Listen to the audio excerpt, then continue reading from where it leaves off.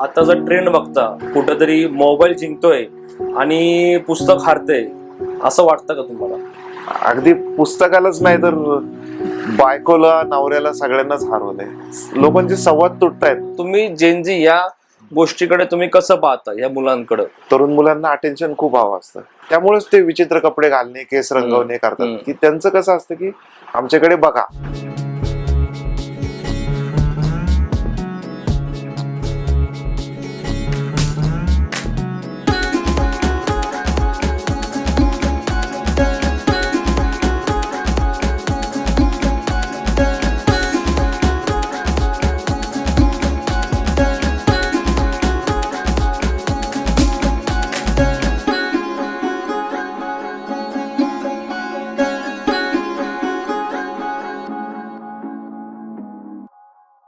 पुस्तकाच्या दुनियेतला एक राजा माणूस. आपण आजूबाजूला खूप वेळा हे वाक्य वाचतो की दोस्तीच्या दुनियेतला राजा माणूस वगैरे वगैरे, पण ते खूप वेळा फेक वाटतं आपल्याला. ते रिलेट नाही होत आपल्याला ते की बाबा ह्या माणसाने आता कितपत दोस्ती निभावली हे त्याचं त्यालाच माहिती. पण आपण आपल्या आजच्या पाहुण्याला हे नाव, हे टायटल आपण त्यांना जाणून बुजून दिले की पुस्तकाच्या दुनियेतला एक राजा माणूस येतो.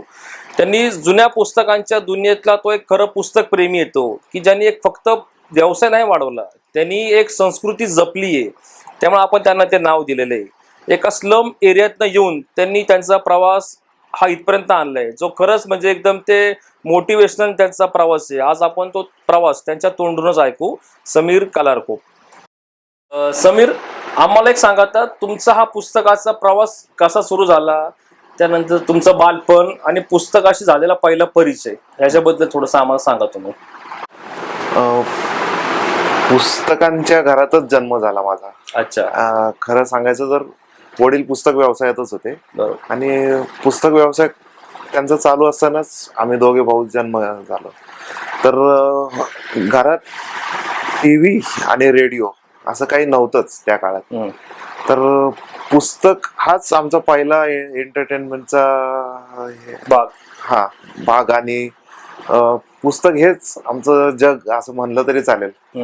तर लहानपणाची पहिली आठवण पुस्तकाची अशी सांगता येईल की नॅशनल जिओग्राफिकची काही पुस्तकं ज्यात चित्र असतात छान छान, वाघ, सिंह किंवा वेगवेगळ्या ठिकाणची चांगली चित्र, ती चित्रांची पुस्तके पाहणे हाच आमच्या दोघा भावांचा सर्वात पहिला आठवणारा पुस्तकांशी झालेला एन्काउंटर, संबंध. हा.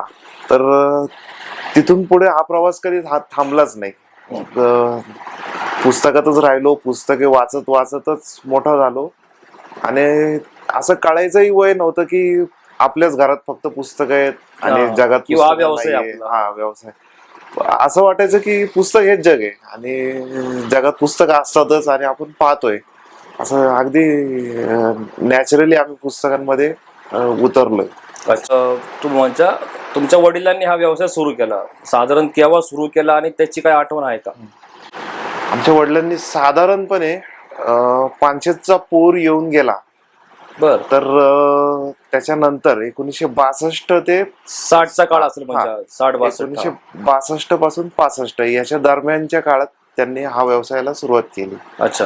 तो व्यवसाय कसा सुरू केला याची पण एक गमतीशीर कथा आहे.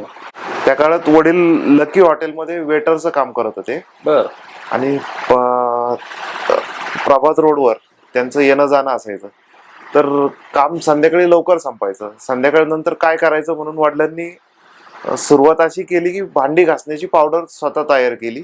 बर. आणि ती प्रभात रोडवर जाऊन घरोघरी विकणे वगैरे. तर तो काळ असा होता की वस्तूच्या बदल्यात वस्तू घ्यायच्या, बार्टर सिस्टीम. तर वडील काय करायचे की 1 किलो पावडर द्या आणि समथिंग कितीतरी किलो रद्दी घ्या पुस्तकांची. बर. असा व्यवसाय त्यांनी सुरू केला. ऍक्च्युअली रद्दीवाला म्हणून त्यांनी सुरुवात केली. आणि असंच करत असताना प्रभात रोडवरचे एक वयस्कर आजोबा होते त्या काळात. तर त्यांनी सांगितलं की अरे ही पुस्तकं मी देतोय रद्दी म्हणून, पण ती रद्दी नाहीयेत, खूप चांगली पुस्तक त्याला किंमत आहे. हा. तर तू ही कुठेतरी विकायचा प्रयत्न कर आणि तुला त्यात फायदा होईल, मला काय एक्स्ट्रा पैसे नकोय. तर वडिलांनी म्हणले चला आपल्याकडे वेळ पण आहे तर ट्रायल करूया म्हणून बालगंधर्वच्या समोर त्यांनी ती पुस्तकं विकायला लावली. आणि हातोहात चांगल्या विकल्या गेली आणि चांगलाच पैसा पण आला. हम्म. ही होती त्या पुस्तकाच्या धंद्याची सुरुवात वडिलांची. अच्छा, म्हणजे तसं म्हणलं तर ऍक्सिडेंटली या धंद्याची सुरुवात झाली असं सुरुवात. मानायला पाहिजे ना असं. होय होय. बरं. पण तुमचा आणि वडिलांसोबतचा हा पुस्तक विक्रीचा सुरुवात कशी झाली? म्हणजे तुम्ही शाळेमध्ये असतानाच त्यांना मदत करावं लागले का परिस्थितीमुळं त्यात तुम्ही उतरले असं? हो, परिस्थिती अशीच होती की त्या काळात वडील एकटे कमावणारे, तर ते दिवसभर पुस्तकांच्या स्टॉलवरच असायचे. मग त्यांना डबा देणे, दुपारचं जेवण घेऊन जाणे, या बहाण्याने मोठ्या भावासोबत मी जाऊ लागलो. तर पुस्तक विक्रीची प्रत्यक्ष सुरुवात, जरी मी थेट पुस्तक विक्रीला 2000 सालानंतर उतरलो असेल, पण खूप लहानपणापासूनच वडिलांच्या स्टॉलवर जाणे, कस्टमर पाहणे वगैरे हे करतच आलोय. अच्छा. आणि तुमचा स्टॉल कुठं होता? म्हणजे तुम्ही कुठं, हे ठिकाण कुठं होतं पुस्तक विक्रीचं? आमच्या पुस्तकाच्या स्टॉलची सुरुवात झाली बालगंधर्व रंगमंदिराच्या समोर. बरं. तर त्या काळात, आता आता ते गेट राहिलं नाही, रस्ता रुंदीकरणात ते गेट गेलं. त्या गेटचं नाव होतं गोविंद बल्लाळ देवल फाटक, म्हणजे गेट. ते नेहमी लॉक असायचं, मोठंसं गेट. तर ते लॉक असल्यामुळे गेटच्या बाहेरची मोकळी जागा प्रशस्त मोकळी असायची. तर तेच आमचं ठिकाण होतं पुस्तकं विकण्याचं. अच्छा. अजून पण ते तिथंच आहे का? नाही, ती जागा आता गेली. अच्छा. ती रस्ता रुंदीकरणात. त्यानंतर आम्ही कालांतराने डेक्कनला, ह्याच्यात खंडोजी बाबा चौकात पुस्तकांचा स्टॉल सुरू केला. अच्छा, डेक्कन चौकामध्ये. डेक्कनच्या चौकामध्ये. आता एक प्रश्न असा पडतो समीर या ठिकाणी की तुम्ही ज्या ठिकाणी राहायचे, वस्ती एरिया होता पूर्ण, आजूबाजूला पूर्ण असं एक वेगळं वातावरण होतं. म्हणजे आता आपण पुस्तकं म्हणलं की आपल्या डोळ्यासमोर एक वेगळं चित्र तयार होतं आपले, की एक चांगलं गंभीर नॉलेज, तुम्हाला ज्ञान मिळते. पण तुम्ही ज्या ठिकाणी राहायचे त्याला तिथं बरोबर ह्याचं उलटं चित्र होतं, एक प्रकारचा विरोधाभास होता. तरी पण त्या वातावरणात राहून तुम्ही तुमचं पुस्तक प्रेम किंवा वाचन संस्कृती कशी काय त्याच्यामध्ये तुम्ही एवढं सगळ्यापासून स्वतःला अलिप्त ठेवलं आणि त्याच्यात तुमची रुची वाढत गेली? हे असं काय घडवून वगैरे आणलं असं वाटत नाही. हे नॅचरली होत गेलं. तुम्ही म्हणताय तसं खरं, बरोबर की झोपडपट्टी भाग होता, त्यातच आम्ही लहानाचे मोठे झालो. आणि आजूबाजूला मजूर आणि काही दारुडे लोक असायचे. काही म्हणजे असं थोडं सामाजिक तर थोडं हालाकीच वातावरण होतं. पण पुस्तक हा त्यात आम्हाला दिलासा देणारीच गोष्ट होती. एक तर आई कडक होती. आईने वेळा ठेवल्या त्या फिक्स, की बाहेर एवढाच वेळ जाऊन खेळायचं आणि बाकी मग अभ्यासाला बसा वगैरे. मग अभ्यास करून तर कंटाळा येणारच, मग उरलेल्या वेळात पुस्तक घेऊन वाचत बसणे, हाच आमचा विरंगुळा आणि एस्केप होता. तर असं वाचत गेलो. म्हणजे खरंच कौतुकाचीच गोष्ट ही की तुम्ही अशा वातावरणात राहून सुद्धा जिथं तुम्हाला बिघडायला पूर्ण स्कोप होता, तुम्ही न बिघडता तुम्ही पुस्तकाच्या सानिध्यात तुम्ही राहिले, वाढले आणि आजूबाजूच्या परिस्थितीचा तुमच्यावरती जराही काही परिणाम झाला नाही. हे खरंच म्हणजे कौतुकाची गोष्ट ही. आणि दुसरा प्रश्न असं की तुम्ही इंडिपेंडेंटली हा व्यवसाय कधी बघू लागले? म्हणजे वडिलांनीच तुम्हाला एक हे केलं प्रमोट की बाबा तू बघ आता, असं काय घडलं की तुम्ही इथं पूर्ण मग इंडिपेंडेंट बघावं लागले तुमचं सगळं? ऍक्च्युली 2005च्या आसपास मी कॉलेजचा ग्रॅज्युएट झालो. BCom ग्रॅज्युएट आहे मी. तर तेव्हा मी ऍक्च्युली पुस्तक धंद्यातच येईल असं माझ्या मनात नव्हतं. आणि मी कम्प्युटर हार्डवेअरचा डिप्लोमा देखील केला होता. आणि जॉब करू का पुस्तकांचा व्यवसाय सांभाळू या दुविधेतच होतो खरं सांगायला. पण तो काळ असा होता की त्यावेळी मोबाईल नव्हते, स्मार्टफोन नव्हते, मोबाईल नव्हते आणि बाकी काही अशी वाचण्याची साधनं अशी फक्त पुस्तकाशिवाय बाकी काही नव्हतं. इंटरनेट वगैरे नुकतंच रुजू लागलं होतं भारतामध्ये. तर पुस्तक धंद्याला खूप चांगली बरकत होती. तर वडील काय म्हणाले की सध्या तरी तू आता फ्री आहेस तर स्टॉल सांभाळ, कारण इथे माणसांची गरज खूप आहे. आणि खरंच तसं होतं की कस्टमर सांभाळता सांभाळता आम्हाला तिघांना, माझा मोठा भाऊ आणि मी आणि वडील, तिघांनाही नाकी नऊ यायच्या. म्हणजे त्या टायमाला पुस्तकाला एक खूप मागणी होते, म्हणजे किंवा एक वाचक वर्ग मोठ्या प्रमाणात होता तेव्हा. हो, त्या काळात अगदी असं होतं की पुस्तक कोणी वाचावं. आता आपण स्टिरियोटाईप बनवून ठेवलाय की पुस्तक वाचणारी लोक म्हणजे थोडीशी मध्यमवर्गीय, उच्च मध्यमवर्गीय.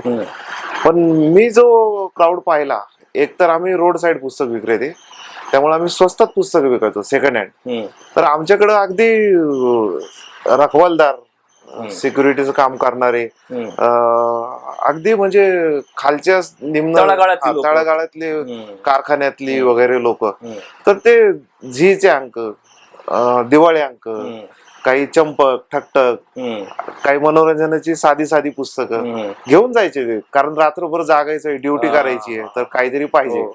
आणि असं लोकांचं ठरलेलं असायचं की ह्या महिन्याला एवढे दिवाळी अंक घ्यायचे, एवढी मासिकं वाचायची.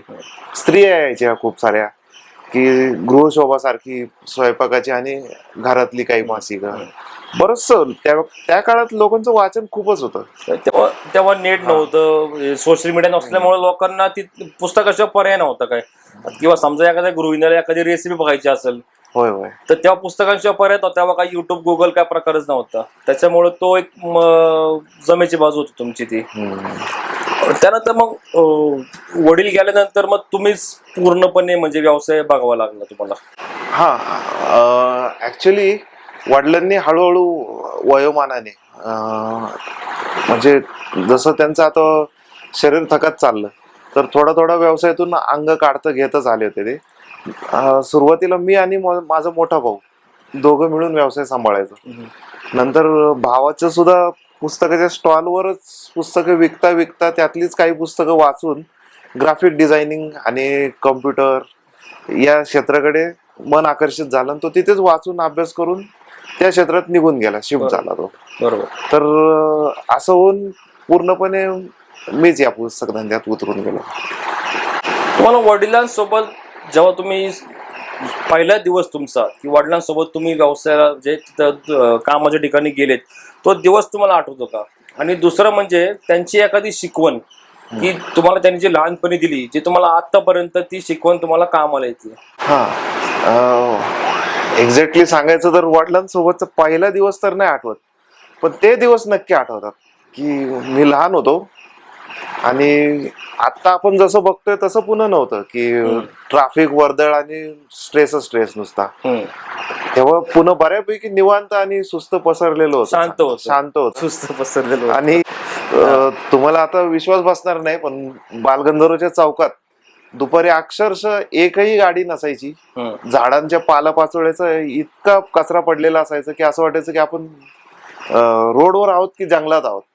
आणि सुंदर थंड हवा होती, छान वातावरण होतं, लोक चांगली होती. तर आणि मागे बाग होती, इकडे संभाजी बाग, इकडे बालगंधर्वचं झाशी राणीच्या पुतळ्याच्या आजूबाजूला बऱ्यापैकी एक हिरवळ राखून गार्डन केलं होतं त्यांनी.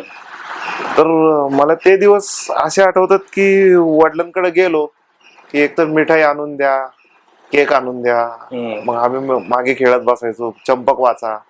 आई ओरडायची घरी, एक दोन चंपक वाचून झाली की आई म्हणायची आता बस, किती वाचणार, डोळे खराब होतील वगैरे. पण तिकडे आनंदाचा भाग असा होता की चंपक वाच, ठकठक वाच, काही वाच, वाचत बसा. वडील बागेत खेळायला मिळतंय. तर ते दिवस खरंच आठवतातच, फार आनंदाचे दिवस. त्यांची एखादी शिकवण वडिलांची काय? वडिलांची एक शिकवण सांगता येईल असं नाही, कारण मुलगा घडत जातो ते आई वडिलांना पाहतच घडत जातो. तर आमच्या न बिघडण्यामागे आमच्या आई वडिलांचं चांगुलपणा, सज्जनपणा तर नक्कीच 99% भाग होता.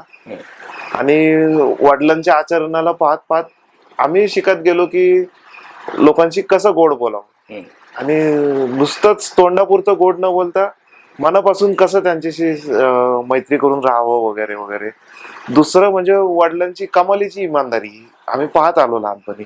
अगदी जिथे संधी आहे आणि सहज सोपं काहीतरी पैसा मिळू शकतो, पण ते त्यांच्या ह्याला रुचणार नाही, म्हणजे त्यांच्या जमीर म्हणतात ना, त्यांच्या मनाला पटणार नाही. तर अशा गोष्टी त्यांनी कधीच केल्या नाहीत. तर त्यांना पाहत पाहत एक दोन शिकवणी तर नक्कीच मिळाल्या की इमानदार राहा, पैशासाठी शॉर्टकट घेऊ नका.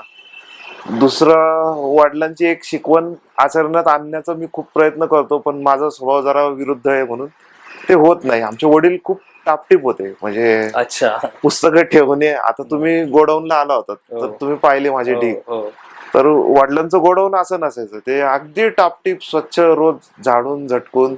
आणि त्यांचा एक डायलॉग होता की लाईट गेली आणि अंधारात तुला काही सांगितलं एक वस्तू आण, तर तू अंधारात जाऊन तिथं हात घातला तर ती वस्तू तिथं मिळली पाहिजे. आणि खरंच त्यांचं असं होतच. तर ती शिकवण मला आयुष्यात आणायची आता आपल्या लाईट मध्ये पण सापडणार नाही. हल्ली आता असं झालंय की माझ्या पसाऱ्यात बायकोनी किंवा मुलींनी येऊन काहीतरी आवराआवरी करून गेले तर मला वस्तू सापडत नाही. त्यामुळे मी त्यांना सांगून ठेवलंय की माझ्या पसाऱ्याला पसाराच राहू द्या, हात नका लावू, आवरायचं मला सापडेल.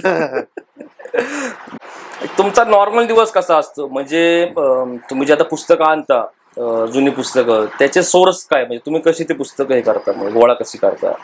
आमचं सोर्सेस म्हणाल तर लायब्रऱ्या आणि पुण्यातले काही हार्डकोर वाचक आहेत की त्यांची वाचून झालेली पुस्तकं ते मला देत असतात. लायब्रऱ्यांची एक अशी सिस्टीम असते की 1 किंवा 2 वर्ष झाली की पुस्तक हाताळून बऱ्यापैकी जुनाट होतं. बरोबर. मग त्यांना नवीन फ्रेश स्टॉक भरायचा असतो, तर तो लॉट मिळवणे.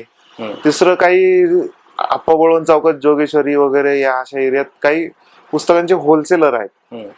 किंवा मग मुंबईतनं काही प्रदर्शन येतात पुण्यामध्ये, इंजिनिअरिंग कॉलेज ग्राउंड वगैरे किंवा मॉडर्न कॅफे चौक, शिवाजीनगर, इथे काही प्रदर्शनं येत असतात वेळोवेळी. तर त्या प्रदर्शनांमधून आम्ही एकदम बल्कमध्ये खरेदी करणे वगैरे. काही मुंबईतले व्यापारी आहेत, काही रद्दीवाले आहेत, असे म्हणजे पुस्तकांचा शोध घेणे हा एक मोठाच टास्क आहे ऍक्च्युली, की तुम्हाला दिवसभर फिरवतच राहावं लागतं चांगली पुस्तके मिळवण्यासाठी. आता तुम्ही एवढं जुन्या पुस्तकांची तुम्हाला माहिती झाली असं सगळं, आता कशी असं कधी झाले का की एखादं खूप दुर्मिळ पुस्तक तुम्हाला मिळाले की जे आता एवढं इझिली अवेलेबल नाहीच कुठं होणार, भारतामध्ये म्हणा किंवा बाहेर कुठं, किंवा मग तुमच्याकडे असं कधी येतं की अरे याची आपल्याला तर किंमत चांगली मिळू शकते, किंवा त्या पुस्तकांवरनं असं काही ग्राहकांमध्ये वादविवाद झाले किंवा काय की हे मला पाहिजे, असं काय झालं का कधी? काय असं खूपच झालंय, खूपदा झालंय. इतकी दुर्मिळ पुस्तकं पाहण्यात आली आणि असं मन पण असायचं त्या काळात, कारण वय लहान होतं, पुस्तकांकडे आकर्षित होतो आणि पुस्तकं ठेवायची इच्छा असायची. पण प्रश्न असा होता की घर होतं छोटं, त्यामुळं आई सांगून ठेवायची की घरात जास्ती पसारा ठेवू नको, वाचून झालं की काढून टाका पुस्तक, ते ठेवता यायचं नाही. तर त्या काळात काही पुस्तकं सुटलीच हातातून. पण त्यांनी झालं असं की आता पुस्तकांबद्दल एवढी आसक्ती अशी वाटत नाही की संग्रही असावं. पुस्तकं वाचावीशी वाटतात, वाचतो आणि पुन्हा सर्क्युलेट करून टाकतो. पण तरी एखादं पुस्तक असं येतच की जे असं म्हणजे स्वतःपासून दूर ठेवणं असं अवघड वाटतं. तर एक छानसं पॉपअप बुक आहे. पॉपअप बुक म्हणजे असं असतं ते की हे पुस्तक आणि तुम्ही पान उघडलं की पूर्ण सीन उभे राहतात, असे ओरिगामी सारखं केलेलं असतं ते. तर नॉर्मली भारतात जी पुस्तकं येतात पॉपअप बुक्स, ते अगदी बेसिक असतात. थोडंसं एक महाल उभा राहील, एखादा राजकुमारी, घोडा एवढंच उभं राहील. पण मला एक अमेरिकेतलं पुस्तक मिळालं होतं, मोबी डिक नावाचं, ते क्लासिक पुस्तक आहे. तर त्याचं त्यांनी पॉपअप केलंय. इतकं क्रिटिकल आणि इतकं सुंदर केलंय, किचकट आहे त्याचं काम, आणि इतक्या साऱ्या गोष्टी त्यांनी एकाच पानात उघडल्यावर त्यात एकाच वेळी होत असतात. तर ते पुस्तक मी ठेवलंय घरी आणि ते माझ्या मुलांनाही फार आवडतं, त्यामुळे मी ठेवलंय. कधी कधी उघडून आम्ही त्याचा आनंद घेतो. अजून दुसरं पुस्तक असं आहे की केल्विन अँड हॉब्स नावाचा एक कॉमिक स्ट्रीप अजूनही येते Indian express, times of India वगैरे मध्ये. तर तो माझ्या फार आवडीचा व्यंगचित्रकार. तर त्याची पूर्ण 4 मोठ्या पुस्तकांची एक संच येतो. तो मला वाढदिवसाला आपल्याच ग्रुपवरचे एक आमचे कस्टमर आहेत, ते शास्त्रज्ञ आहेत तेंडुलकर म्हणून, त्यांनी ते भेट दिलं होतं. तर ते पण ठेवलंय मी जपून अगदी. अच्छा, मला एक विषय तुमचा कळला होता की तुम्ही जे दुर्मिळ पुस्तकं असतात, जे रेअरली अवेलेबल आहेत, तुम्ही त्याचा ऑप्शन करता, लिलाव करता, असं ऑनलाईन प्लॅटफॉर्मवर, व्हॉट्सअपवर वगैरे, सोशल मीडियावरती. त्याची प्रोसेस नक्की काय आहे आणि ही तुम्हाला कशी आयडिया सुचली की या पुस्तकांचा आपण, कारण पुस्तकांचं ऑप्शन हे कधी ऐकण्यात पण नसतं असं, किंवा ते तुम्ही कसं काय ते चालू केलं आणि प्रोसेस काय त्याची? हा हा हा चांगला प्रश्न आहे खरं. त्यात तुमच्या आधीच्या पण एक प्रश्नाचं उत्तर द्यायचं राहिलं होतं, ते पण येईल आता उत्तर, की पुस्तकांवरून लोकांची ओढाओढी किंवा अगदी हे झालंय, वादविवाद. वादविवाद झालेत का? तर 2000 सालाच्या आसपास आणि त्याच्या आधी व्हायचं असतं की असं की विद्यार्थ्यांना पुस्तकं हवीच असायची आणि मिळायची नाहीत कुठे. अगदी कव्हर नसलेली पुस्तके, ज्याचा पुठ्ठा उडून गेलाय, हे गेलाय, नुसतंच पुस्तक आहे, ते जरी आम्ही ठेवलं तरी अगदी सहज लोक विकत घ्यायची आणि थँक्यू म्हणून जायची की अरे तू मी 4 वर्ष आली शोधत होतो, छान पुस्तक दिलंस वगैरे. तर असं कित्येकदा व्हायचं की फर्ग्युसन कॉलेजवरून ग्रुपच्या ग्रुप यायचे मुलांचे आणि एकच पुस्तक आहे, ते दुर्मिळ आहे बऱ्यापैकी. तर त्यांच्यात ओढाओढी सुरू व्हायची, पुस्तक ठेव, खाली ठेव, मार खाशील, इथपर्यंत की मला मध्ये जाऊन थांबावं लागलं की सर असं करू नका, परत मिळेल, दोघांनी मिळून वाचा किंवा हे करा. तर त्यातनं मला सुचत गेलं की काहीतरी करावं. पण ते ऑप्शन प्रत्यक्षात यायला एक 10-15 वर्ष लागली, कारण की साधनं नव्हती. ऑप्शन करणे 2000 साली याला एकच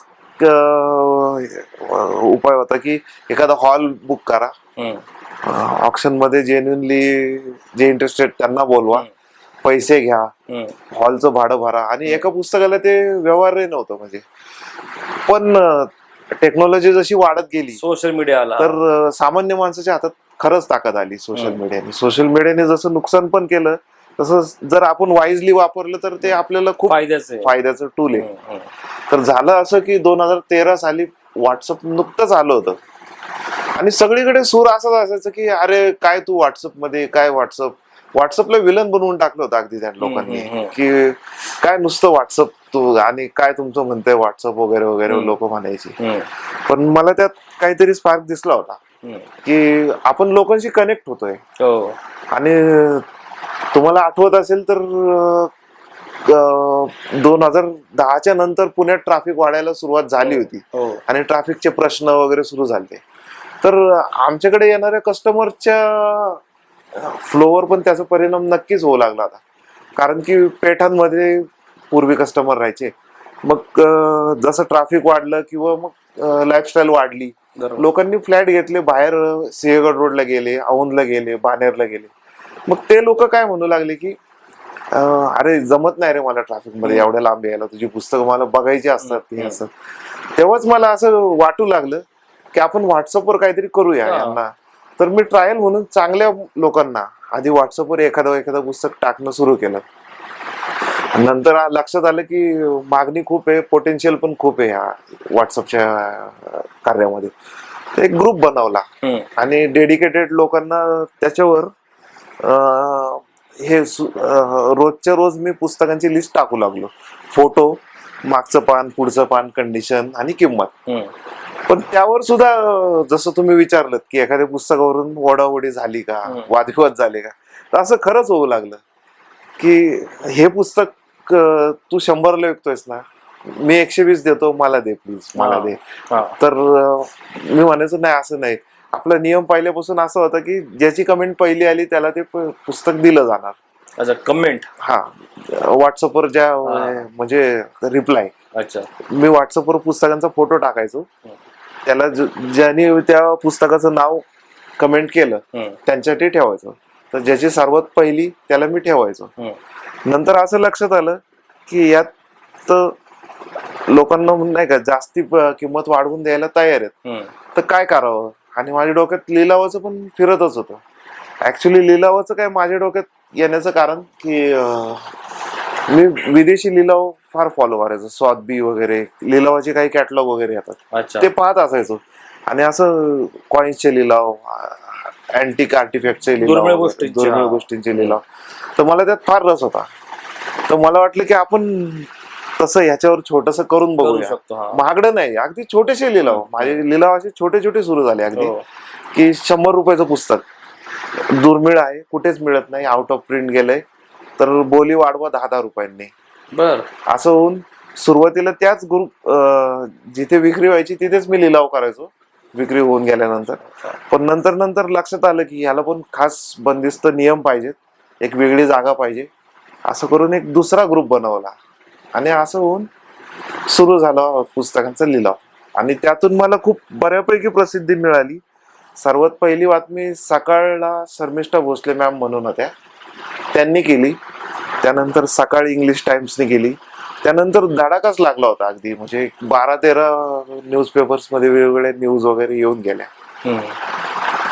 तर तुम्हाला त्याचा पहिला अनुभव कसा होता की आता आपल्याला किंवा हे गोष्ट वर्कआउट होती? हा, एक्साइटिंग होता.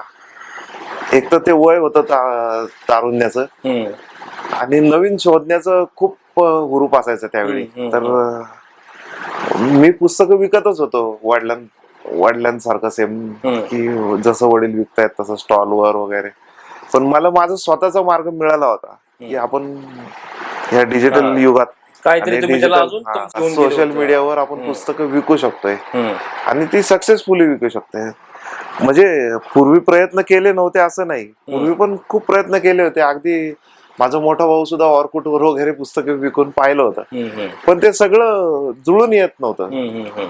पण व्हॉट्सअपवर असं झालं की ते सगळं सुलभपणे झालं अगदी, आणि त्याला एक नियमितता आली. तर तो आनंद होता फार. तो तुमचा लिलाव म्हणजे तुम्ही अजूनही चालू आहे, म्हणजे अजूनही चालू आहे दुर्मिळ पुस्तकांचा. आता फार दूरदूरची लोक जोडले गेली आहेत, अगदी अमेरिकेपर्यंत, इंग्लंड पर्यंतची. अरे वा. ऍक्च्युली ती लोक पुण्यातलीच, पण ती कामानिमित्त व्यवसायाच्या निमित्त किंवा कोणी काही बँगलोरला गेलं, foreign कोणी ला कोलकात्याला. असं आता तुम्ही आता तुमच्या वडिलांची पण पद्धत पाहिली, जुनी ट्रॅडिशनल पद्धत म्हणतो आपण, जी पारंपरिक पुस्तक विक्रीची. आणि तुम्ही आता टेक्नॉलॉजी वापरताय, सोशल मीडिया वापरताय. दोन्ही मध्ये तुम्हाला काय बदल जाणवतो, किंवा साधारण लोकांची पण कशी हे बदलली आहे, की एक टेंडन्सी कशी बदलली, मानसिकता कशी बदलली याच्यात? खरं तर प्रत्यक्ष पुस्तक विक्री करण्यात आनंद मिळतो. अच्छा. कारण की मानव समजशील प्राणी आहे.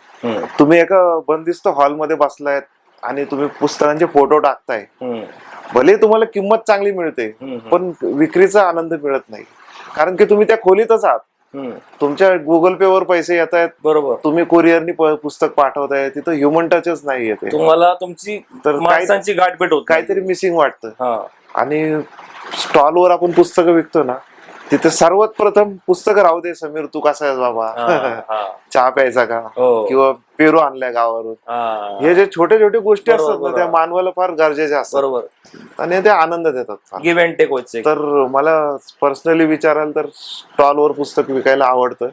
आणि व्यावहारिक दृष्ट्या सांगायचं तर स्टॉलवरून मला ग्रुपसाठी नवीन कस्टमर्स पण मिळतात. अच्छा. की स्टॉलवर लोक पाहतात, बोलतात की दादा अरे तुझं चांगली आहे पद्धत, तुझी बोलण्याची पद्धत चांगली आहे, तू पुस्तकांना चांगली हे पण करून देतोस, थोडस एक्सप्लेन पण करतोस. तर मला वाटलं की हा माणूस जेन्युइन आहे आणि खरंच पुस्तक प्रेमी आहे. तर त्यांना मी सांगतो माझा एक पुस्तकांचा ग्रुप आहे, तुम्हाला व्हायचं असेल तर प्लीज ऍड व्हा माझ्या ग्रुपला. असं होऊन स्टॉलवरून पण फायदा मिळतोच खरा. चांगले. तुम्हाला आता इव्हन मी पण पाहिलं बऱ्याच वर्षापासून तुमचं, मी सोशल मीडिया वगैरे पाहते, तुम्हाला बरेचसे पुरस्कार आतापर्यंत मिळाले. त्याच्यातला आवडलेला पुरस्कार कोणता, आणि हे पुरस्कार मिळाल्यावरची नक्की तुमची काय भावना होती, किंवा घरच्यांना देखील काय वाटतं? हा, पुरस्कार मिळणे हे तर खूपच आनंददायकच असतं सगळ्यांना. कारण की अजून तरी पुण्यातल्या किंवा इंडियातल्या किंवा आपल्या भागातल्या लोकांचा दृष्टिकोन असाच असतो की हे काय पुस्तकं विकतोयस, ते पण एक रोडच्या साईडला विकतोय. तर एवढं फारसं, म्हणजे ज्याला त्याची जाण आहे त्याला फार आवडतं की अरे तू चांगला व्यवसाय करतो सगळं. पण काही लोक असं बोलतात सुद्धा की अरे काय तू काहीतरी बदल, दुसरं काहीतरी कर. अंडर एस्टिमेट करणे, किंवा त्यांचा दृष्टिकोन असा असतो की अरे तू रस्त्यावर पुस्तक विकतोयस, थोडस आता काहीतरी अपग्रेड केलं पाहिजे वगैरे. पण जेव्हा असं पुरस्कार एखादा मिळतो तर आपल्या मनाला बरं वाटतं की हा आपलं कोणीतरी अप्रिसिएशन केलंय की चांगल्या कामाबद्दल. तर नाव घेण्यासारखे पुरस्कार म्हणजे महाराष्ट्र साहित्य परिषदेने आता साल नाही आठवत, एक अंदाजे 10 वर्षांमागे एक पुरस्कार दिला होता, आमचा सत्कार केला होता. आणि फक्त माझंच नाही तर माझ्यासारख्या जुन्या पुस्तक विक्री करणाऱ्या 5-6 लोकांचा त्यांनी सत्कार केला होता. बरोबर, तो झाला. दुसरा एक घाणेकर म्हणून एक लेखक होते, तर त्यांनी स्वतः येऊन प्रके हा, घाणेकर. नाही प्रके घाणेकर ते ट्रेकर नाही, अच्छा. हे दुसरे, हे कवी कवी घाणेकर होते. अच्छा अच्छा. तर त्यांनी स्वतः येऊन डेक्कनवर पुस्तक दिनानिमित्त आम्हाला तिथे येऊन सर्टिफिकेट देऊन नारळ फूल वगैरे देऊन सन्मान केला. फार आनंदाने सन्मान केला. तर त्याच्या मागची भावना मला फार आवडली ती, हम्म. की त्यांनी वेळ काढला, आले, शूटिंग काढली आणि हे पुरस्कार देऊन गेले. आता अलीकडचं सांगायचं झालं तर एक मुळातून माणूस नावाचा पुरस्कार मला आता एक 1.5 महिन्या मागे मिळाला. अच्छा. आणि असे छोटे मोठे कार्यक्रम तर चालूच असतात. तुम्ही आता भरपूर लेखक पाहिले असेल, आपले मराठी लेखक म्हणा, नॉन मराठी लेखक, तुम्ही आता विक्रीच करता त्यामुळे तुम्हाला ते माहिती असेल की सगळ्याच पॅन इंडिया, काही आउट ऑफ इंडियाचे तुम्ही लेखक पाहता सगळे. तर तुमचे आवडते लेखक कोण आहे सगळ्यात? आवडीचे कदाचित पहिलं प्रेम म्हणून पण पु ल देशपांडे खूप आवडतात मला. आणि माझं प्रामाणिक मत आहे की ते फार रॅशनल लिहायचे आणि तत्वाला धरून आणि तार्किक लिहायचे. म्हणजे त्या काळातल्या लेखकांचं अलंकारिकतेकडं सगळं झुकतं माप असायचं. त्या काळात पुलंनी थोडंसं तत्कालीन घटना वगैरेंवर भाष्य करणे, हलक्या फुलकं विनोदी भाषेत. पण पुलंवर जो शिक्का बसलाय विनोदी लेखक म्हणून, तर पुलंचं लेखन सखोल वाचलं तर लक्षात येतं की ते फक्त विनोदी लेखकच नव्हते, तर ते सिरियस गोष्टी पण विनोदाच्या सांगून जायचे. आणि त्यांनी बरंच राजकीय कठोर टीका सुद्धा केल्यात काही, तर नाटकं लिहिली आहेत त्यांनी. तर पु ल माझे फार आवडीचे लेखक. त्यांच्यानंतर रमेश मंत्री नावाचे पत्रकार होते ते आणि लेखक सुद्धा. अच्छा. तर त्यांचं मोकळं लिखाण मला फार आवडायचं, की अजिबात जास्ती संस्कृतीचा बाऊ वगैरे न करता त्यांनी काही प्रवास वर्णन लिहिली, तर ती बिनधास्त लिहिली त्यांनी त्या काळात. आणि त्यांची भाषाही छान होती. आणि त्यांची एक सिरीज होती त्या काळात, जणू बांडे. जणू बांडे जेम्स बॉन्डची पॅरोडी होती ती. आणि मराठीत इतकं धमाल आणलं होतं ते की ते वाचून हसता हसता पुरे वाट व्हायची आमची. त्याच्यानंतर म्हणताल तर भारा भागवत तर सगळ्या बच्चे कंपनीचे आवडीचेच लेखक, तेही फार आवडायचे. आणि अलीकडे म्हणाल तर रिचर्ड फेनमॅन म्हणून एक फिजिसिस्ट आहेत, त्यांचं एक पुस्तक मला फार आवडलं होतं, surely you are joking mister Feynman. आणि नॉवेल पण वाचायला मला आवडतात थोडेसे. सिडनी शेल्डन झालं, जॉन ग्रिशम झाला, ॲलिस्टर मॅकलिन झाले. तर असे हल्ली वाचनात थोडंसं इंग्रजीकडे मन झुकत आहे, हे खरंय. आजकाल पुस्तक वाचणाऱ्यांची संख्या कमी झाली का? थोडक्यात सांगायचं तर आताचा ट्रेंड बघता म्हणजे कुठंतरी मोबाईल जिंकतोय आणि पुस्तक हारतंय, असं वाटतं का तुम्हाला? वाटतं, नक्की वाटतं की हल्ली लोकांचा जो अटेन्शन स्पॅन मोबाईलने बराच खाल्लाय. अगदी पुस्तकालाच नाही तर बायकोला, नवऱ्याला, सगळ्यांनाच हरवलंय. लोकांचे संवाद तुटतायत आणि लोक मोबाईल मध्ये डोकं घालून बसतायत, हे नक्कीच झालंय. आणि त्याच्या मागे कारण पण आहे तसं की या ज्या कंपन्या आहेत सोशल मीडियाच्या, त्यांना अगदी कोट्यवधी डॉलर्सचा प्रॉफिट आहे दर महिन्याला ते कोट्यवधी डॉलर्स कमवत आहेत. आणि त्यांचं भांडवल हे काही वस्तू नाहीये, त्यांचं भांडवल आपला वेळ आहे, आपलं अटेन्शन आहे. आपलं अटेन्शन जेवढं मिळेल तेवढी त्यांची कमाई होईल. तर त्यांनी आपलं अटेन्शन कॅच करण्यासाठी तुम्ही जगातल्या सगळ्यात चांगल्या युनिव्हर्सिटीज पाहिल्या, ऑक्सफर्ड, हार्वर्ड, कॅम्ब्रिज. तर या सर्व उत्तम स्टडीज करणाऱ्या युनिव्हर्सिटी आहेत. तर यांच्याकडे जेवढे सायकोलॉजिस्ट नसतील त्यांचे 7-8 पट जास्त सायकोलॉजिस्ट यांनी हायर केलेत फेसबुकनी वगैरे. तर त्याचं कारण पण असं आहे की, आणि जास्त खूप चांगल्या पॅकेजेसवर त्यांना काय करायचं की लोकांचं अटेन्शन स्पॅन पकडून ठेवायचं आहे. तर ते प्रॉपर रिसर्च करतात ह्युमन बिहेवियर, मानवाच्या वागणुकीवर वगैरे, आणि मानवाला आवडेल असंच अल्गोरिदम बनवतात. तुम्ही रील्स बघायला सुरुवात करा, लवकर न कळत तुम्ही ओढल्या जातात आणि तुम्हाला त्याच त्याच विषयाचे मग गोष्टी. तुम्हाला ते यावेळी आणि द्यायला. कस राहत नाही मग. पुस्तक कसं सखोल आहे, हम्म. हे सगळं वरवरच आहे, हो. खासदार काही मिळत नाही हो. आणि आपल्या मेंदूला काही चांगलं हम्म. म्हणजे पोषण होत नाही. टेहराव त्यातनं तुम्हाला नाही मिळणार, पुस्तकातून तुम्हाला टेहराव मिळतो. नक्कीच नक्कीच. आताच उदाहरण घ्या, मी काल परवा, आता विषय निघला म्हणून, आता जे आपण एक इन्फ्लुएन्सर्स पाहतो किंवा लोकांना वाटतं की अरे आता कोण फार काय पुस्तकं वाचत नाही, पण तसं नाही. ऍक्च्युली खूप लोक अजून सुद्धा वाचतात आहेत, पण त्याचं तेवढं ते प्रवाहामध्ये येत नाही, ते विषय तो फ्लो मध्ये येत नाहीये. आता काल परवा समय रैना म्हणून जो एक फेमस युट्यूबर आहे आपला, इन्फ्लुएन्सर जे आहे, त्याचा एक व्हिडिओ पाहिला, तो स्टील अलाइव्ह नावाचा. त्याच्यानंतर पण 2-3 पॉडकास्ट पाहिले मी. तो अजूनही वाचतो माणूस तो, त्याच्यामुळे त्याचा तेवढा शब्द संग्रह येतो, बोलताना वगैरे त्याचा तो जो ह्युमर निघतो, जे तो बोलतो, त्याच्यातनं जे शब्द बाहेर पडतात, ह्याचा सगळ्याचा बेस शेवटी पुस्तकच आहे. पुस्तकं आज भले ते कदाचित डोमेस्टिक नसतील वाचत, बाकीचं काय वाचत असतील लिटरेचर, पण वाचण्याशिवाय तुम्हाला पर्याय नाहीये काय, असं एकंदरीत चित्र आहेच आहे. म्हणजे ते तुम्हाला काय वाटतं याच्यावर? हा, हे अगदी खरं आहे. पुण्यातले देखील जे जे सक्सेसफुल लोक आहेत त्यांच्या क्षेत्रातले, ते हाडाचे वाचक आहेत आणि ते खरंच खूप हार्डकोर वाचक आहेत. मध्यंतरी पुण्यात एक कमिशनर बदलून आले होते, शीख गृहस्थ होते ते पंजाबी. तर ते सुद्धा मला हसते परसते असं कळलं होतं की इंग्लिश क्लासिक त्यांना खूप आवडतात आणि त्यांचं खूप मोठं कलेक्शन आहे, त्यांनी त्यांच्या नेटिव्ह प्लेसमध्ये ठेवलंय. आणि मलाही ऑफर आली होती की त्यांना काही पुस्तकं द्या म्हणून. तर मी पाहिलंय की जो त्याच्या क्षेत्रात खूप वर जातो त्या माणसाला पुस्तकं वाचण्याची खूप आवड असते, किंवा पुस्तकं माणसाला वर घेऊन जातात असंही असेल.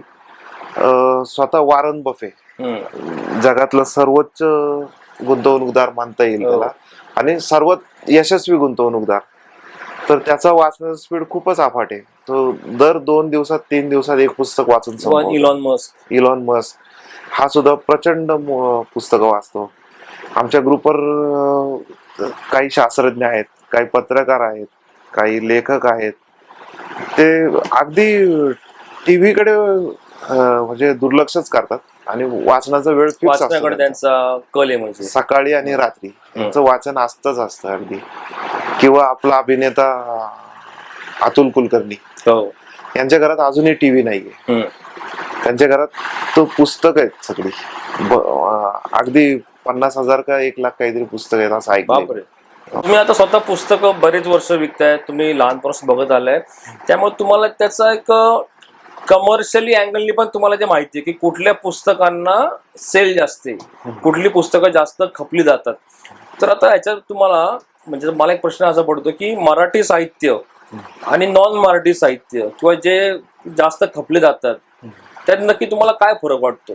का आपल्याकडं थोडंसं अजून तेवढं आत्ता तरी म्हणजे लेखन कमी झाले का होत नाही, का पुस्तकांचं तेवढं विक्री होत नाही? असं खरंय, आपल्याकडे कोण जाणे का, पण मराठी पुस्तकं महाग असतात खूप. अच्छा. जर तुम्ही हिंदी पुस्तकांसोबत कम्पेअर कराल तर हिंदी पुस्तकं त्या मानाने बरीच स्वस्त असतात. असं कदाचित असं असेल की हिंदीचा वाचक वर्ग मोठा आहे तर त्यांची आवृत्ती देखील मोठी निघते फार. तर मोठ्या आवृत्ती काढताना थोडंसं कॉस्ट कटिंग होऊन वगैरे त्याला डायरेक्ट बेनिफिट देता येतं काही. किंवा मराठी काही प्रकाशक आता त्यांचा धंदा तेच जाणं, पण काही पुस्तकांना मागणी आहे खूप. म्हणजे माझ्याकडे तरी दुर्मिळ काही पुस्तकांना अगदी म्हणजे ते मिळत नसेल तर लिलावात 2,000-3,000 रुपये मोजून आनंदाने घेतात आणि वर थँक्यू म्हणून जातात. जसं बाळ सामंतांचं शापित यक्ष झालं.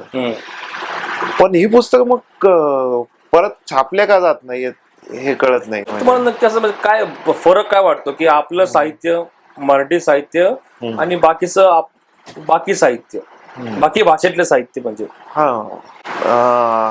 दर्जा, मला वाटत नाही दर्जेमध्ये आपले सुद्धा काही कुठं आधीचे लेखक का आता लेखक तेवढे तयार होत नाहीयेत? नाही, हा थोडासा क्लिष्ट प्रश्न आहे आणि माझ्या बुद्धीच्या बाहेरचा आहे खरं सांगायला. पण माझी काही निरीक्षणं फक्त नोंदवतो मी की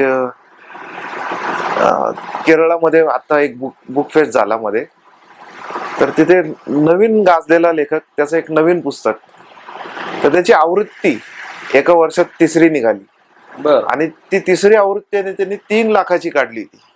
बर 3 लाख प्रति एका आवृत्तीत छापतात. आणि याचा अर्थ काय की केरळीन माणूस वाचतो खूप. मराठी माणूस वाचनाकडे का दुर्लक्ष करत असावं काय कळत नाही, पण वाचत नाही असं नाही. जे लोक वाचतात, वाचनावर प्रेम करतात, त्यांच्या घरात मी गेलोय, पुस्तकं भरून भरून आहेत, पण वाचन प्रसार व्हायला हवा तसं होत नाही, हे पण तेवढंच सत्य आहे. आम्ही देखील आमच्या वस्तीमध्ये एक छोटासा प्रयत्न केला होता. जिथे मी लहानाचा मोठा झालो तिथे काही मित्रांनी एकत्र येऊन आम्ही मंडळात एक 2 कपाटं ठेवली आणि ग्रुपवर आवाहन करून वगैरे काही पुस्तकं डोनेशन मध्ये मिळवून मराठी पुस्तकं मांडली होती. पण तसं चालत नाही. मला तेव्हा असं वाटत होतं की मी पुस्तकं ठेवीन आणि लहान मुलं येतील, वाचतील, परत ठेवून जातील वगैरे, पण वाचन असं रुजत नाही. त्याला मी असं करायला हवं होतं की तिथे जाऊन उभं राहणे आणि त्यांना वाचून दाखवणे, त्यांना वाचायला लावणे, त्यांच्या घरी जाऊन देणे आणि पुन्हा वाचून झालं का रे म्हणून पुस्तकं बदलून आणणे. तेवढं वेळ देणं शक्य होत नाही व्यावहारिक दृष्ट्या. कदाचित हे एक कारण असं काय सांगता येत. तुम्हाला काय वाटतं मराठी साहित्यातला उच्च काळ कोणता होता की जेव्हा मराठी साहित्य एकदम पीक वरती होतं? एकदम मराठी साहित्यातला उच्च काळ दुर्भाग्याने होऊन गेला असं म्हणावं लागेल. त्या काळात जशा आवृत्त्या निघाल्या आणि लेखकांनी फक्त पुस्तक लिहून बंगले बांधले, जसं नासी फडकेंचा प्रसिद्ध आपला पुण्यातला बंगला वगैरे, किंवा गदी माडगुळकरांचा बंगला. आता तो काळ पुन्हा येणे नाही, तो काळ येणार नाही. कारण की तर 1960च्या आसपासचा, त्याच्या थोडासा आधीचा आणि नंतरचा हा काळ मला वाटतं की मराठी साहित्यासाठी सुवर्ण काळच होता. बापरे, बराच जुना काळ झाला म्हणजे हा खूप जुना काळ झाला. त्यानंतर असं काही दर्जेदार लिखाण म्हणा किंवा असं काही साहित्य तयार झालंच नाही का? का नवीन लेखकांना असं होतं का की लिहून तेवढं काय त्याच्यातनं निष्पन्न होत नाहीये, आर्थिक दृष्ट्याच म्हणून आपण कमर्शियली एक्सपेक्ट नाही की काय तेवढं त्याच्यातनं फार काय घडत नाही, असं निष्पन्न होतं त्यामुळे होत नाही का? नाही, असं नाही म्हणता येणार की नवीन लेखक पण कसदार लिहित आहेत. लेखक तयार झाला नाही असं नाही म्हणता येणार आपल्याला. बरेचसे चांगले लेखक लिहित आहेत, संशोधन करतायत, नवीन नवीन काय काय येत आहे. पण थोडस तुम्ही म्हणताय तसं आर्थिकचा पण परिणाम होतो की पुस्तक व्यवसाय तेवढा आता फायद्याचा राहिला नाही आणि फक्त लिखाण काम करून आर्थिक सुबत्ता येणं आजच्या काळात थोडं अवघड झालंय. कदाचित असं झालं असावं की वाचक वर्ग थोडासा आक्रसले गेल्यामुळे, म्हणावी अशी विक्री न झाल्यामुळे असं काही होतंय काय कळून येत नाही. नवीन लेखक तयार का होत नाही तुम्हाला काय वाटतं? असं कदाचित मोबाईल हा फॅक्ट आहे. मोबाईल या फॅक्टरमुळे थोडासा पुस्तकांच्या वाचकांवर इम्पॅक्ट आहे आणि त्यामुळे पुस्तक विक्री हवी तशी न झाल्यामुळे, पुरेसा पैसा न मिळाल्यामुळे लेखकाला पूर्ण वेळ देता येत, परत त्या अटेम्प्ट पण करत नसतील, मग असं असू शकतं. होय, कारण की जेव्हा तुम्ही तुमचे ब्रेड बटरचे प्रश्न मार्गी लावाल तेव्हा तुम्ही कसदार लिखाणाकडे वेळ देऊ शकाल. पण जर तुम्हाला आधी 9 ते 5 जॉब करायचा आहे, IT तून यायचंय, त्याच्यानंतर एक पुस्तक लिहिताय, मग लिखाणाच्या क्वालिटीवर परिणाम होणारच आहे. आत्ताचे असे काही तुम्हाला नवीन लेखक वाटतात का की जे चांगलं लिहित आहेत कमर्शियली, ज्यांना चांगला अजून एक ज्यांना चांगला रिस्पॉन्स सुद्धा मिळतोय, की ज्यांच्याकडनं ज्यांचं लेखन वाचलं गेलं पाहिजे, असे कोण लेखक आहेत का तुमच्या? वाटतं का असं काय डोक्यात आहेत का कोण?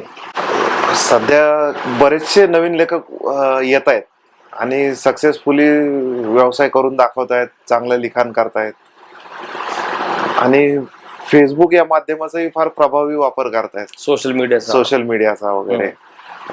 मनोज शिंगुस्ते नावाचे एक तरुण माणूस आहे अगदी, त्यांनी नुकतंच एक पुस्तक लिहिलंय, माझी जन्मखेप. तुम्हालाही माहिती आहे. मला फार आश्चर्य वाटलं की एक रील स्टार म्हणता येईल असा माणूस आहे, पण त्यांनी पुस्तक लिहिलंय आणि छान लिहिलंय, विनोदी लिहिलंय.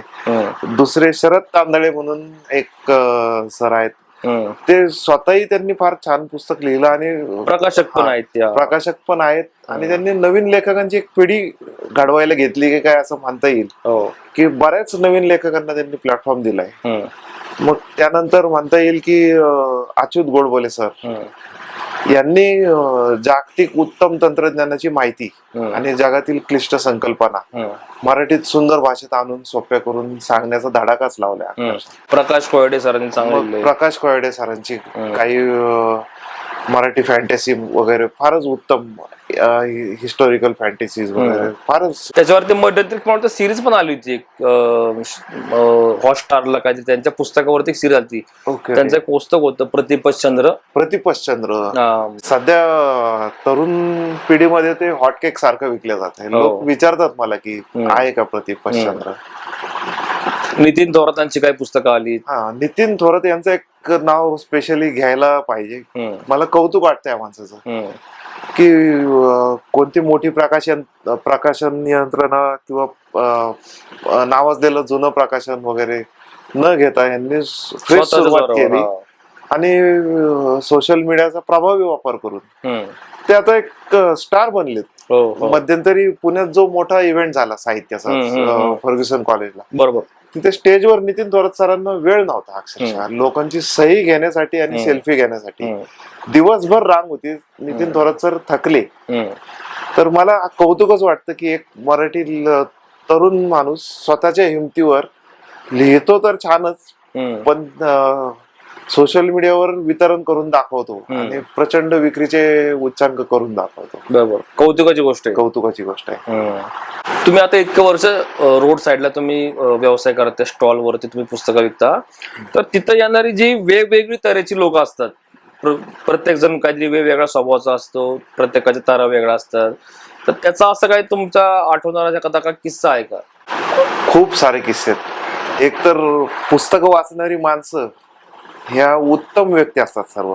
अच्छा. आणि रसिक असतात. रसिक असतात, उत्तम व्यक्तिमत्व असतात, तुसडे नसतात फारसे. आणि अनेक शास्त्रज्ञ भेटले, पत्रकार भेटले, प्रोफेसर लोक भेटले. बऱ्याच लोकांचे तर घरोब्याचे संबंध झाले की मी अगदी त्यांच्या घरी जातो विश्वासाने. आणि काही लोक असे आहेत की अगदी अमेरिकेत वगैरे गेले पण विश्वासाने सांगितलं की अरे बंगल्यावर चक्कर टाकत जा, आई एकटी आहे, काय लागेल ते आणून देत जा. एवढा विश्वास ठेवण्यापर्यंत संबंध तयार झाले. तर पुस्तकांनी मला खूप माणसं जोडण्यास मदत केली आणि माणसांनी खूप प्रेम दिलं पुस्तकाच्या याच्यातून. अगदी नावच घ्यायची झाली तर आपले विज्ञान लेखक निरंजन घाटे सर, रवींद्र गुर्जर सर, अजून विजय देवधर सर जेव्हा मुंबईतून यायचे नक्कीच चक्कर टाकायचे. बदलापूरचे लायब्ररीचे श्याम सुंदर जोशी सर, त्यांच्या लायब्ररीचा रेकॉर्ड बुक्स मध्ये नोंद आहे अगदी की अगदी देखणी लायब्ररी आहे. असे कित्येक उत्तम उत्तम सर अगदी नित्य परिचयाचे झाले, येत राहिले आणि मित्र होऊन गेले. बरेचसे पत्रकार भेटले. एक अगदी पुण्यातच एक शास्त्रज्ञ आहेत, ऍक्च्युअली ते मुंबईत आहेत, जॉब करतात, पण पुण्यात त्यांचं आई बाबांचं घर आहे. तेंडोलकर सर नाव त्यांचं. ते सुद्धा अगदी म्हणजे मोठ्या भावासारखेच संबंध त्यांचे तयार झाले. असे उत्तम लोक मिळाली मला. पण त्याचबरोबर स्टॉलवर बरेच किस्से घडत असतात आणि व्यक्ती तितक्या प्रकृती असं म्हणतात ना, तर असे काही नमुने सुद्धा भेटले की आज ते किस्से आठवले की हसू येतं. मी एक छोटासा किस्सा सांगतो, हसण्यासारखाच आहे आणि फार धमाल किस्सा आहे तो. त्या काळात पुस्तकं विकणारे आम्ही 4-5 जण होतो. ही गोष्ट असेल अंदाजे 2005च्या आसपासची वगैरे किंवा 6-7ची आसपासची. तेव्हा वामनराव म्हणून एक व्यक्ती होता पुस्तक विकायला. व्यक्ती म्हणजे वल्लीच होता तो. ते उंचच्या उंच होते आणि थोडेसे असे अगदी बाल सुलभ हे असणारे हालचाली वगैरे आणि अगदी म्हणजे लोकांना राग नाही येणार. त्यांनी काही जरी केलं तरी लोक म्हणतील अरे जाऊ दे वामनरावांनी. तर त्या वामनरावांचे असे घोळ असे व्हायचे की एक डेक्कनवर एक सांगण्यासारखा किस्सा घडला होता.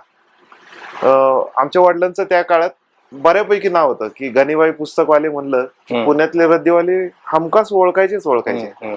आणि ज्यांनी प्रत्यक्ष जरी नसेल पाहिलं पण रद्दीवाल्यांचे सुद्धा एकमेकांचे कॉन्टॅक्ट असतात, घनिष्ठ. तर त्यांच्या वर्तुळात नाव होतं की एक माणूस आहे, पुस्तकवाला आहे, तो पुस्तक घेऊन जातो, विकतो आणि चांगले व्यवहार चांगले असतात या माणसाचे.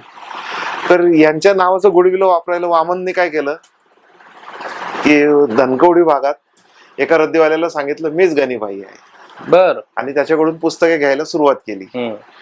आणि पुस्तक घेताना एके दिवशी घडलं असं की एक कुठेतरी काम करणारी मोलकरीण असावी, ती त्या बाईंनी सांगितलं असेल की जा रद्दी टाकून ये. आणि ती आली आणि वामनराव समोरच मराठी पुस्तकांची रद्दी एका रद्दी दुकानात तिने टाकली. आणि ती पुस्तकं फार छान होती. वामनने ती रद्दीवाल्याकडून घेतलीच, पण ती थोडीशी चढ्या भावात मिळणार, साहजिक आहे, रद्दीवाला फायदा काढून विकणार. तर वामनला असं वाटलं की यांच्या घरी अजून पुस्तक असतील, पुढच्या वेळी रद्दी आलीच तर ती मला मिळावी, म्हणजे या रद्दीवाल्याकडनं हे न करता त्या बाईलाही फायदा होईल, माझाही फायदा होईल. वामनराव मागे गेले आणि त्या बाईला काहीतरी सांगू लागले की तुम्ही आता पुस्तकं टाकलीत, मी दुकानावर होतो वगैरे. पण वामनराव होते थोडेसे असे बालिश सारखे आणि थोडस बोबडं पण बोलायचे ते. अच्छा. तर त्यांचं बोलणं काय त्या बाईला कळलं. ती बाई होती त्याच आजूबाजूच्या झोपडपट्टी मधली बाई. ती एकदम चिडली त्या माणसावर आणि आरडाओरडा करत निघून गेली. आणि वामनराव सुद्धा लगेच गाडीला किक मारून घरी निघून आले. झालं असं की तिने जाऊन त्यांच्या वस्तीमध्ये सांगितलं की मला एका माणसाने छेडलंय. तिथल्या सगळ्या माणसांची ती वरात आली त्या रद्दीवाल्याच्या दुकानात. रद्दीवाल्याला विचारलं की तो माणूस कोण होता, त्याने तुमच्या वडिलांचं नाव सांगितलं आणि त्याने सांगितलं गणीबाई होते. मग ते सगळं शोध करत करत गणीबाई कुठे आहे. आणि तेव्हा असं झालं होतं की वडिलांचं वय होत आलं होतं. वडील काय पुस्तक विक्रीला फार थांबायचे नाही, मला आणि भावाला थांबून निघून जायचे. त्या दिवशी मी एकटा होतो स्टॉलवर आणि सगळे आले, हे सगळं मंडळ शिष्टमंडळ आल्यासारखं. आणि कुठे येतो हरामखोर असं डायरेक्ट. मी म्हणलो कोण, गणीबाई कुठे. मी म्हणलं काय झालं, असं काय बोलताय तुम्ही. तर ते म्हणले त्याने बाईला छेडलंय, आम्हाला त्याला बघून घ्यायचंय. तर असं छेडलंय म्हणाले मी हसलो जोरात, कारण आम्ही वडिलांना पाहत आलोय मोठं, लहानाचं मोठं, आणि वडिलांचं वय आणि हे सगळं. आणि वडील कधीच असे नव्हते, वडील अतिशय सज्जन माणूस आणि जगन मित्र असं म्हणता येईल. सगळ्या पेठांमधले आणि प्रभात रोडचे प्रत्येक घरात त्यांची मैत्रीच होती. तर मी म्हणालो असं शक्यच नाही. मग मी विचारलं कसे दिसतात गणीबाई. मग त्याने सांगितलं की ढगळी जीन्सची पॅन्ट होती, ब्लॅक टी शर्ट आणि सनी गाडी. तर मी म्हणलो अरे काहीतरी चुकलंय, हा तुम्ही वर्णन करताय त्या माणसाचं नाव वामनराव आहे. गणीबाईंना गाडी चालवता येत नाही, ते सायकलवर फिरतात, वयस्कर आहेत खूप आणि पायजमा शर्ट आहे त्यांच्या. मग मी वामनराव सांगितलं आणि मग त्यांना कळलं, पण नंतर भेट झाली, हे झाली. वामनरावनी पण सांगितलं की माझं काय वाईट हेतू नव्हता, मी पुस्तकांसाठी अडवलं, पण माझं बोलणं तोत्र आहे, त्यामुळं त्या बाईचा गैरसमज झाला. आणि मग ते आले बिचारे, कुठे तुमचे वडील, आम्ही पाया पडतो त्यांच्या, माफी करा, चांगल्या देव माणसाचं आम्ही हे केलं नाही. म्हणलो गैरसमज होत असतात, असे किस्से घडत असतात डेक्कनवर. असे बरेचसे किस्से झाले, पण त्यातला हा एक सांगण्यासारखा मी सांगितला.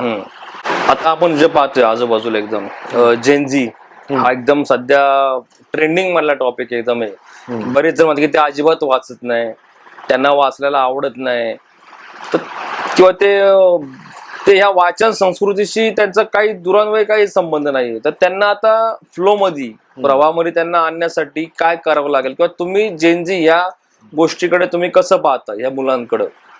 जेनझी वाचत नाही असं सरसकट विधान तर नाही होणार. काही सिन्सिअर मुलं वाचतायत, खूप वाचतायत, अभ्यास करतायत, मार्कांचे उच्चांक मोडतायत. आपल्या वेळी जेवढे मार्क मिळवायचो नाही तेवढे रेकॉर्ड तो 99.9 99.7 100 सुद्धा मिळतात. ही पिढी बघून मला कौतुक वाटतंय. ही मुलं वाचतायत नक्कीच, पण एक मोठा वर्ग नक्कीच सोशल मीडियाकडे वळलाय आणि रील्स मध्ये अडकलाय. त्यातून अगदीच छोटी मुलं असतील 7वी 8वीच्या वयाची, तर ते कोरियन रील्स मध्ये अडकली आहेत. ते कोरियन काय ते बरं. आपल्याला कळत नाही, पण कोरियन बँड्स आहेत, ब्लॅक पिंक आणि काय काय काय काय. तर त्यांना स्क्रीन कडून पुस्तकाकडे आणण्यात थोडे एफर्ट्स घ्यावे लागणार आहेत नक्कीच.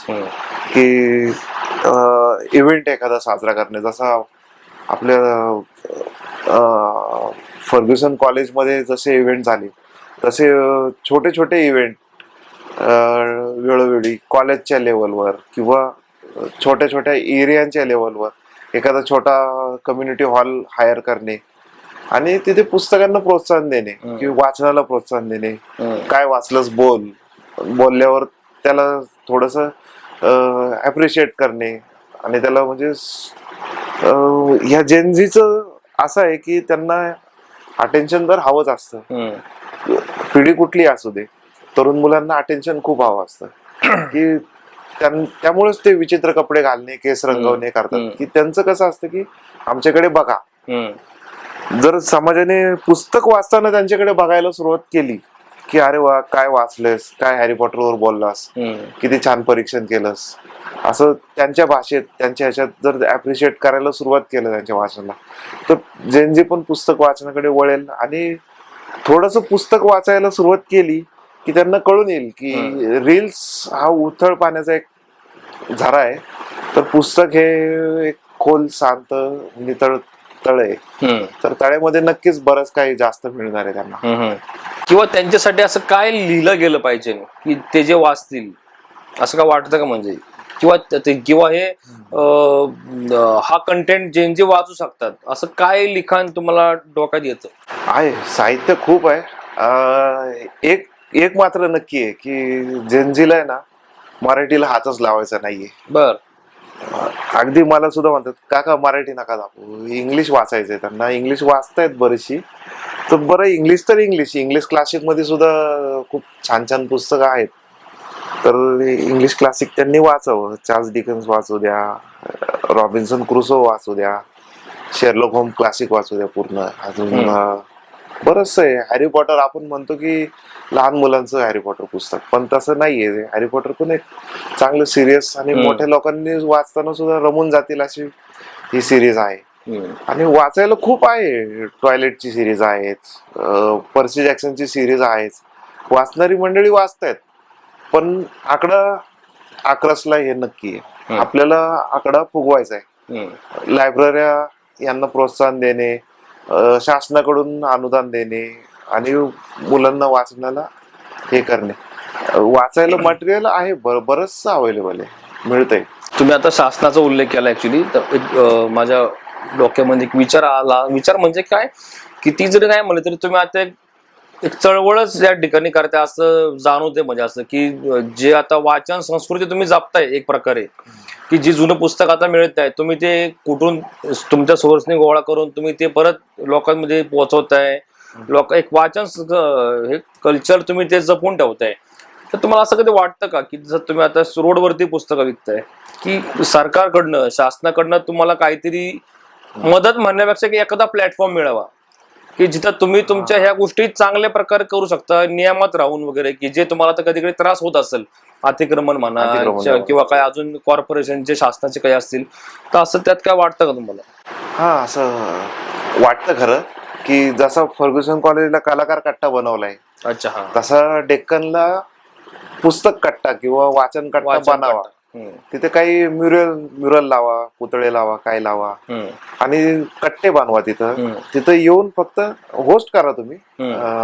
सावली ठेवा, पाण्याचा एखादा कूलर ठेवा आणि येऊन वाचा. बस तिथे वाचायची एक चांगली जागा बनवा, वाचनालय म्हणून आपण. तुम्ही पुस्तक आणा आणि वाचा, असा एक तो चौक बनावा. आणि दुसरं, आमच्यासारखे काही पुस्तकवाले आहेत त्यांना थोडस शासनाने रेकग्नेशन द्यावं, की एखादी उन्हा पावसापासून पुस्तकं ठेवण्यासाठी एखादा बॉक्स बांधणे वगैरे वगैरे, किंवा लाईट देणे.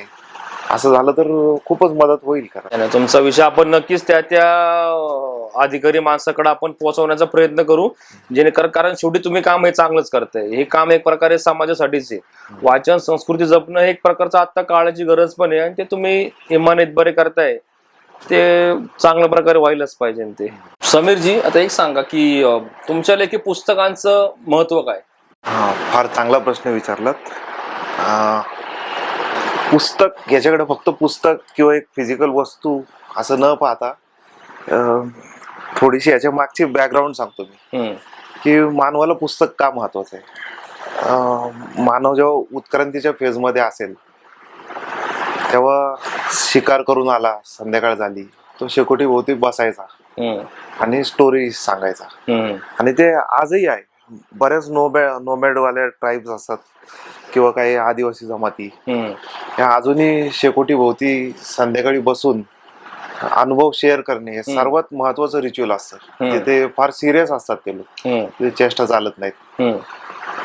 ऍक्च्युली ते काय होतं की ते नॉलेज ट्रान्सफर होतं, की मला आज शिकार करायला गेलो आणि अमुक एक प्राणी भेटला आणि मी त्याच्यावर हे शस्त्र वापरलं किंवा त्या प्राण्याने मला धडक मारली, मी जखमी झालो, तर त्यांना बाकीच्यांना न कळतपणे त्या गोष्टीतूनच त्यांना कळून जायचं की अरे रानडुक्कर अंगावर आलं तर चार्ज करतं ते, तर थोडं लांब दांड्याचा भाला असेल तर आपण मारू शकतो. ही सुरुवात अशी झाली. त्याच्यानंतर त्यांनी काय केलं की पुढच्या पिढीला नॉलेज तर द्यायचंच आहे. माणूस पहिल्यापासून प्रगल्भच होता, बुद्धिमत्ता, पण नॉलेज ट्रान्सफरच्या पद्धती आहेत ना त्या इव्होल्युशनच्या फेज मध्ये होत्या. तर त्यांनी सुरू केलं भित्तिचित्र, वनस्पतींचे रस आणि काही मिनरल्स वगैरे घेऊन, प्राण्यांचं रक्त घेऊन भिंतीवर चित्र काढायला सुरुवात केली. केव्ह पेंटिंग्सला फार महत्व आहे. आर्किओलॉजीच्या बुक्स मध्ये त्यांच्यावर स्पेशल मोठे चॅप्टर्स असतात आणि त्याचा अर्थ डिकोड करण्यासाठी फार मोठे मोठे शास्त्रज्ञ लोक हे करतात. का तर ते नॉलेज ट्रान्सफरच होतं एक काळचं. बरोबर. भले ते सामाजिक असो किंवा त्यांच्या कामकाजाचा असो किंवा त्यांच्या रिच्युअल्सचा असो, की लग्न करताना काय डान्स करतायत, वारली लोक ढोल वाजवतायत, त्याच्यात एक संस्कृती आपल्याला कळून यायची. हा, ते ट्रान्सफर व्हायचं. तर तेच इव्होल्युशन होत होत होत हळूहळू चित्रांची काय झाली, लिपी झाली.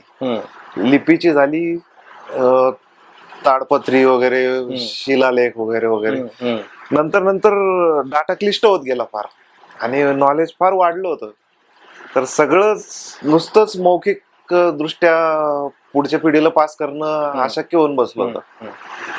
तिथे कामी आली पुस्तकं. चायना आणि इजिप्त मध्ये सुरुवात झाली, पेपर छापला पापायरस नावाने. आणि तिथून त्यांनी पुस्तकं प्रॉपरली छापून वगैरे स्क्रोल करून ठेवायला सुरुवात केली पुढच्या पिढीसाठी म्हणून. हे पहिलं पुस्तक आदिम. याचा अर्थ काय, पुस्तक म्हणजे काय की एखाद्या अनुभवाचा, एखाद्या घडलेल्या घटनेचा जो अनुभव त्यांनी घेतलाय त्याचा गोठवून काढलेलं सार म्हणजे पुस्तक. आणि ते इतकी सुंदर पद्धत आहे की पुढच्याला आपण सोफ्यावर बसल्या बसल्या तो अनुभव देतो. ऍक्च्युली की असं म्हणतात की केल्याने देशाटन होते पंडित मैत्री वगैरे, तो तुम्ही ऐकलंच असेल ते. तर का पंडित मैत्री आणि का डेव्हलप होतो, का तर माणूस बहुश्रुत होतो, चार लोकांशी बोलतो, चार जास्ती गोष्ट बघतो आणि तो म्हणजे स्ट्रीट स्मार्ट बनतो किंवा व्यवहारासाठी हुशार बनतो. मराठीत पण म्हणतात 12 गावचा पाणी पिलेला माणूस आहे, म्हणजे तो कुणाला ऐकणार नाही किंवा कुणाला हारणार नाही. याचा अर्थ काय की जो जितके जास्त अनुभव घेतो तो तितका जास्त कॅपेबल बनतोय. त्याला हरवणं अशक्य होतं आणि तो विजेता बनत जातो. तर अनुभव घेणं, आता ही तर सफलतेची कुंजी आहे, हे झालंच, पण प्रत्येक अनुभव जाऊन प्रत्येक माणसाला घेत बसणं ते शक्य होत नाही. की आता लाईट बनवायचा आहे किंवा वायर बसवायची आहे, मीच जाऊन वायर बसवील, शॉक खाईल, मगच शिकील. जर मी प्रत्येक गोष्ट कृतीतूनच करत शिकत बसलो तर फारच वेळ जाईल आणि फारसं शिकता येणार नाही.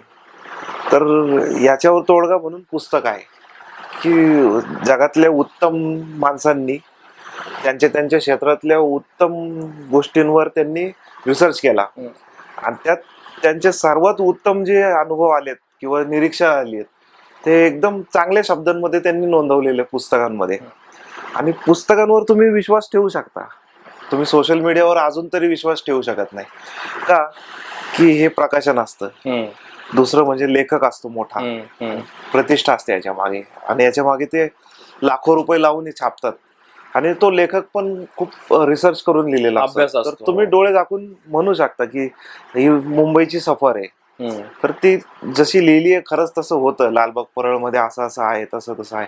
सोशल मीडियावर काही नाही, कुणी काही बनवेल, काही टाकेल, तर विश्वास ठेवता येत नाही. तर तुम्हाला उत्तम अनुभव घ्यायचे तर पुस्तकाला पर्याय नाहीये. बरोबर.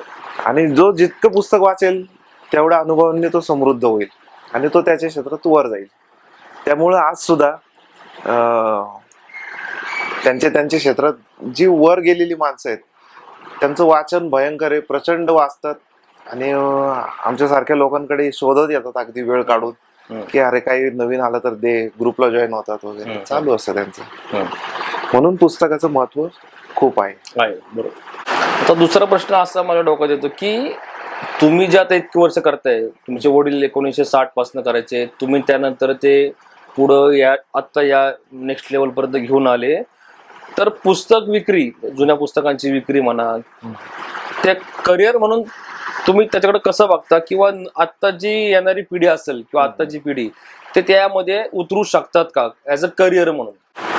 करिअर म्हणून जर कुणाला तरुणांना बघायचं असेल पुस्तकांच्या धंद्याला, तर मी आधीच सांगेन की खूप जास्त पैसा मिळेल ही अपेक्षा ठेवून उतरू नका.